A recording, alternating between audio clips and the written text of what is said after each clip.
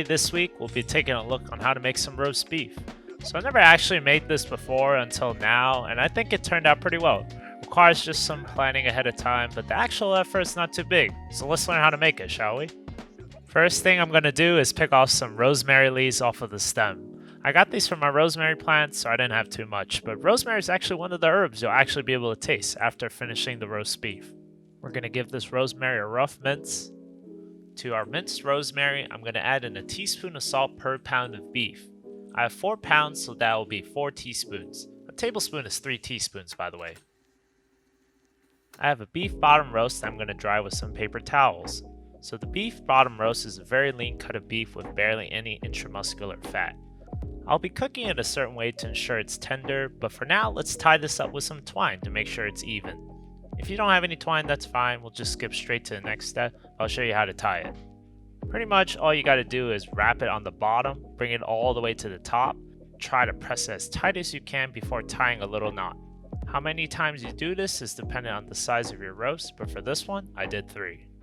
Alright, we're going to start sprinkling in our rosemary and salt mixture. Make sure to coat each side generously. You're probably wondering, oh man, it's a lot of salt, isn't? Which I have to respond with, nah, it really isn't, trust me. This thing is thick. 3 C's, I'm telling you. You're going to need a lot of salt to actually season the whole thing, and I'm going to explain why. This method we're doing right now is going to be called the dry brine. So what we do is season the entirety of the beef with a generous amount of salt, and what it will do is dry out some of the water moisture from the beef, which will also be reabsorbed given some time. We will dry brine this overnight to make sure the inside of the beef will be seasoned as well. If you didn't do this, only the surface would be salty, which is not what we want because we want the inside to be seasoned as well. This will also cause the outside of the beef to dry out a bit, which is great for roasting. After salting the beef, we're going to go crack some fresh black pepper on all sides as well, and then stick it in your fridge overnight. Here's my beef the next day, and I'm going to stick a meat thermometer in the middle of the thickest part.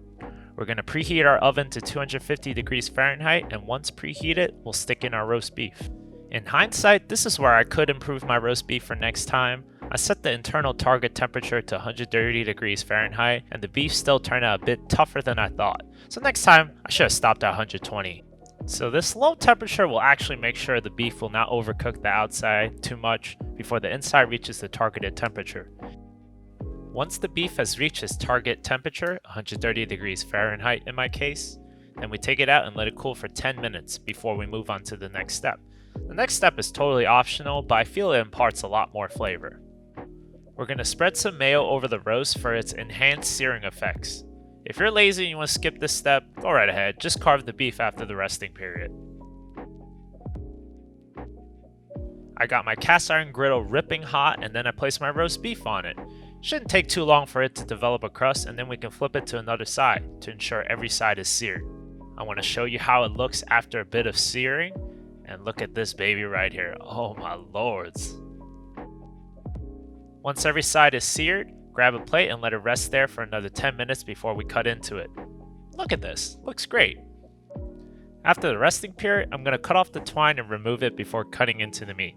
Just saying, I'm not trying to be a savage and feed people string. Oh, also, when I was cutting into the meat, make sure you cut against the grain. I was dumb, and I ended up cutting with the grain, so that was a mistake on my part. Also, I need to sharpen my knife. It's taking a while to cut through this.